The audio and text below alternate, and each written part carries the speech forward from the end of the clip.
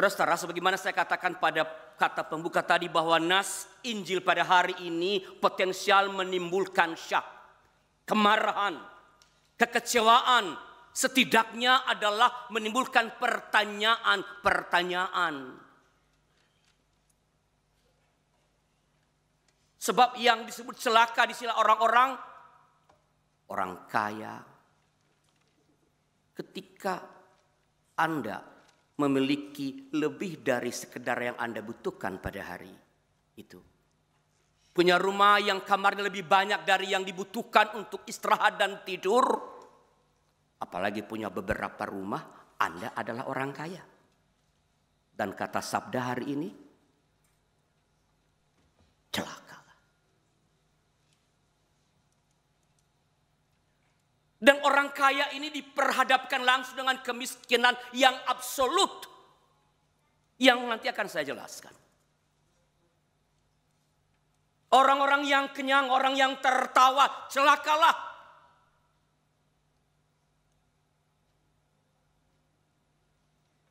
Abang, lebih bagus kita pulang aja. Karena semua kita yang ada di sini potensial menjadi celaka, kenyang, senyum lagi.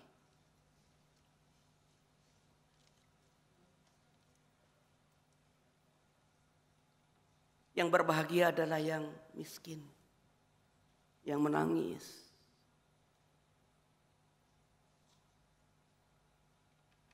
Saudara-saudara, kata berbahagialah, makarios dalam bahasa Yunani, artinya selamatlah.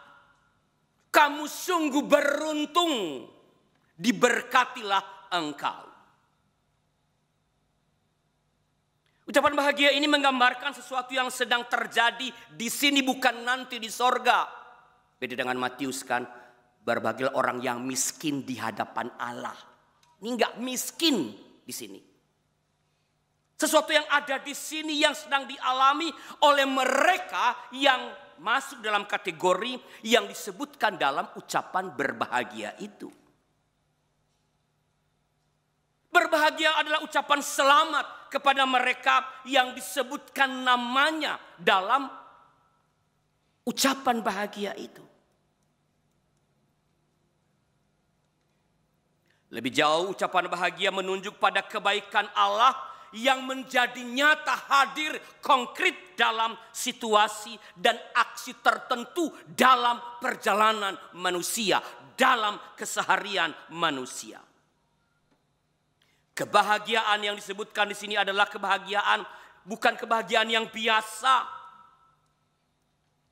melainkan kebahagiaan yang ilahi, yang kekal, yang tidak tergantung pada sesuatu yang ada di luar diri, di luar manusia. Kebahagiaan itu ada dalam diri si pemilik yang ia bawa kemanapun ia pergi, entah kemana ia berada. Kebahagiaan itu terus mengikutinya. Sehingga tidak mungkin dirampas oleh pihak manapun. Tidak dapat dihancurkan atau dirusak oleh keadaan apapun. Kebahagiaan yang luar biasa. Teks kita menyebutkan ada 4 kategori orang yang disebut berbahagia.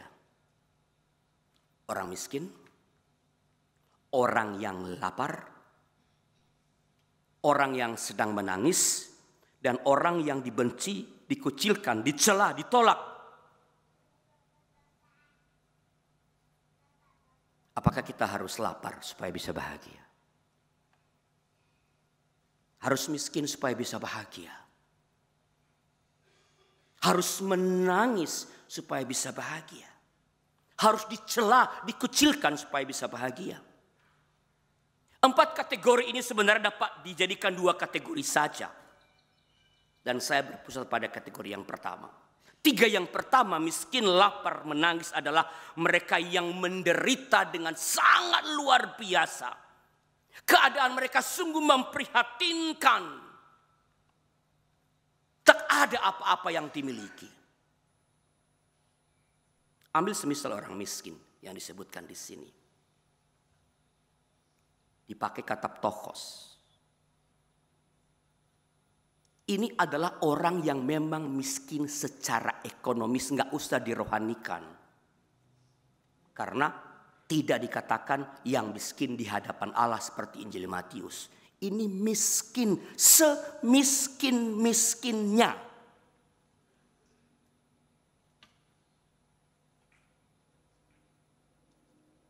Orang yang miskin secara absolut. Pada waktu itu mereka adalah orang asing. Yang tidak punya apa-apa karena berkelana. Hanya membawa bungkusan. Yang mungkin bekalnya sudah habis. Janda. Kalau ngomong janda pada waktu Alkitab ditulis ya pasti miskin. Karena perempuan tidak berpunya. Yatim atau orang cacat yang dianggap orang terkutuk.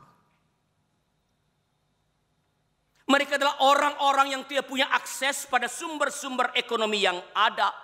Tapi mereka dikenakan pajak. Dan harus membanting tulang dengan sangat keras. Agar sekadar bisa makan. Mungkin bukan makan di meja makan. Makan di mana saja. Makan sekenanya. Makan seketemunya. Nggak pernah bertanya makan apa hari ini. Nggak ada pilihan menu. Pertanyaan mereka, apa makan hari ini? Kemiskinan yang absolut. Namun dalam kemiskinan semacam ini mereka tetap percaya kepada pemeliharaan Allah yang ajaib. Mereka tetap percaya pada keadilan dan kebaikan Allah yang tak pernah putus dalam hidup mereka. Mereka tidak menggerutu atas kemiskinannya. Mereka tidak benci kepada orang-orang yang kaya. Hati-hati. Zaman di mana kita sekarang ini sedang lagi giat-giatnya membenturkan antar kelompok yang satu dengan yang lain. Suku yang satu dengan yang lain. Agama yang satu dengan yang lain, yang kaya dengan yang miskin. Tapi orang-orang miskin yang absolut dalam teks kita adalah orang yang tidak menggerutu dengan kemiskinan mereka dan yang tidak membenci orang-orang yang kaya. Mereka terus bekerja dengan keras karena percaya bahwa Allah akan memberkati yang mereka kerjakan. Pada saat yang sama hati mereka tetap melekat kepada Allah sang sumber segala sesuatu. Orang-orang seperti ini yang disebut berbahagia. Yang bekerja keras mungkin hanya sekadar supaya bisa makan. Yang tak menggerutu ketika tak mendapatkan apa-apa. Yang tak benci kepada orang lain yang tampak lebih makmur hidupnya. Yang percaya pada kebaikan Allah. Yang hatinya terus menempel kepada Sang Pencipta. Yang ia yakini sungguh amat baik. Orang-orang seperti ini yang disebut berbahagia. Kebahagiaan mereka bukan datang dari kemiskinan. Kan, tadi nggak perlu miskin. Jangan nanti saya repot kalau Anda pulang dari sini Anda serahkan semua harta di bawah kaki para rasul begitu. Supaya bisa berbahagia. Kebahagiaan mereka bukan datang dari kemiskinan. Melainkan dari kerajaan Allah yang menjadi milik mereka. Dari rasa percaya dan penyerahan diri yang penuh kepada Allah. Itulah yang membuat mereka berbahagia.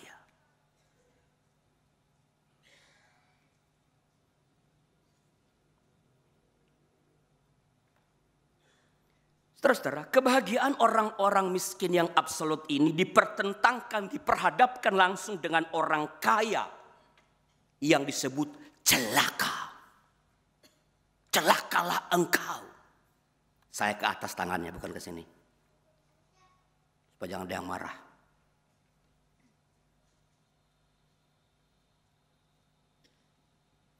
Orang kaya celaka bukan karena kekayaannya, melainkan karena oleh harta yang melimpah itu,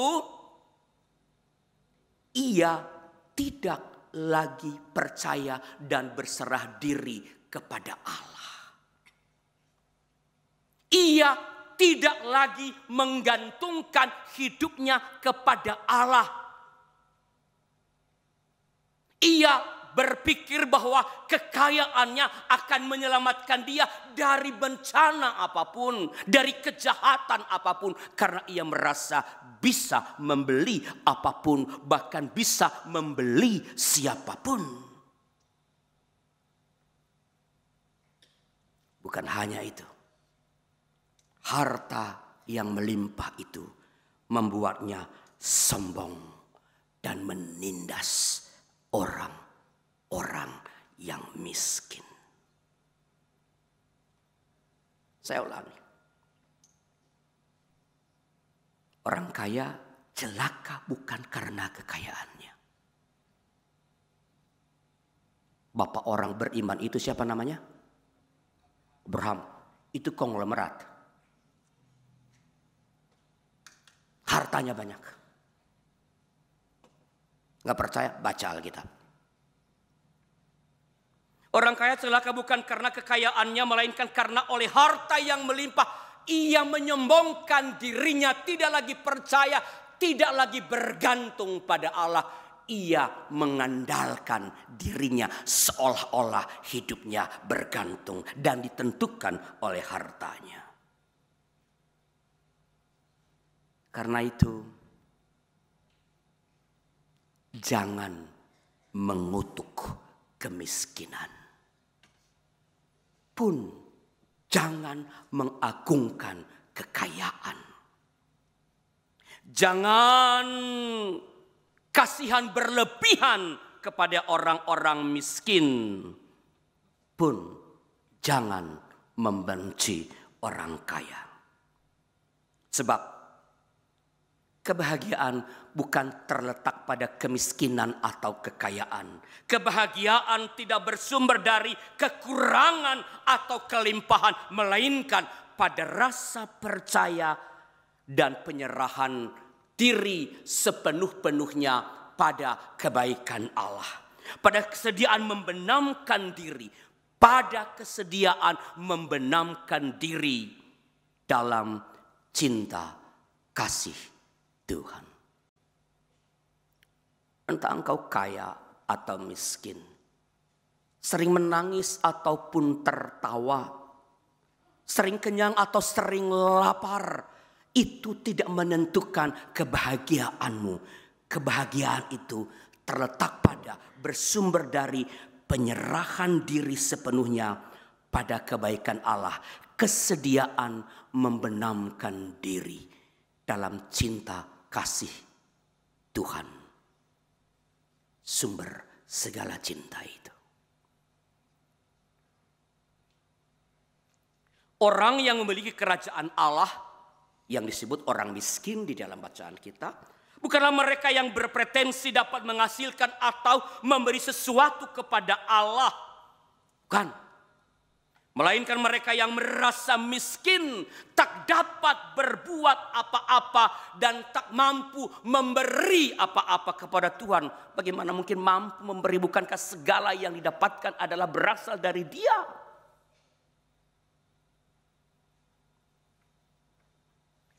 Sifat dan sikap seperti inilah yang harus dikembangkan oleh murid-murid Yesus, oleh orang-orang percaya, oleh saudara dan saya, sebab sifat dan sikap seperti ini adalah pintu dalam mengalami kebahagiaan. Atau kalau mau memakai bahasa Nabi Yeremia, saya kutipkan Yeremia 17 ayat 5 dan 7. Bacaan pertama tadi.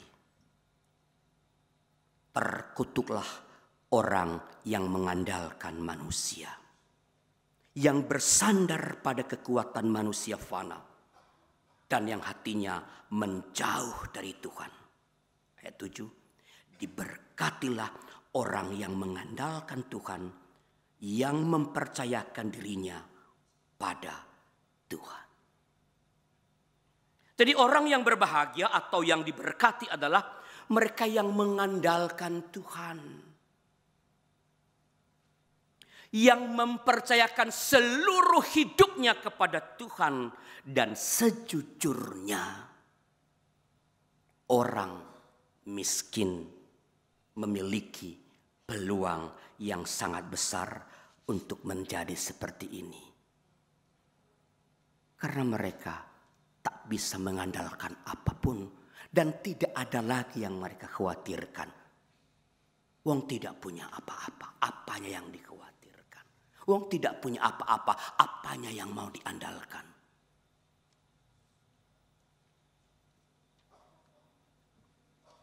Orang miskin lebih mudah berserah penuh kepada Allah karena mereka mengakui bahwa mereka sungguh-sungguh tak berdaya. Sebaliknya, yang disebut celaka bahkan terkutuk adalah mereka yang mengandalkan manusia. Mereka yang mengandalkan kekuatan manusia, yang merasa mampu melakukan ini dan itu, mengerjakan ini dan itu, yang merasa mampu melakukan apapun, membeli siapapun.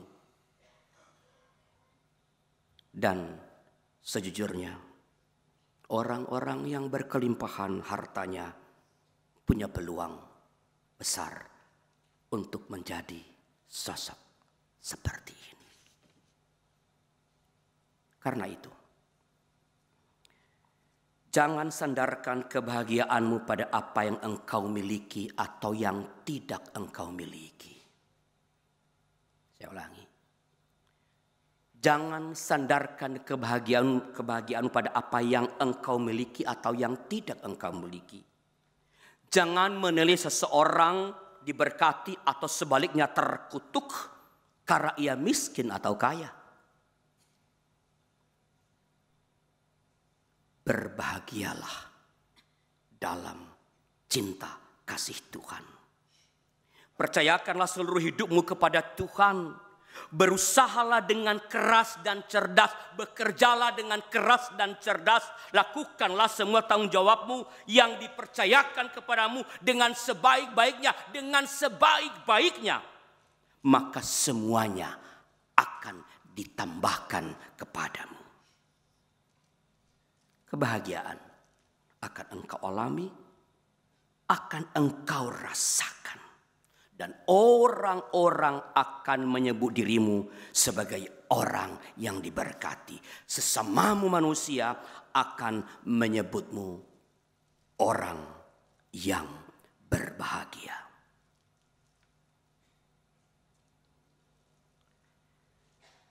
Selamat mengecap kebahagiaan dalam cinta Tuhan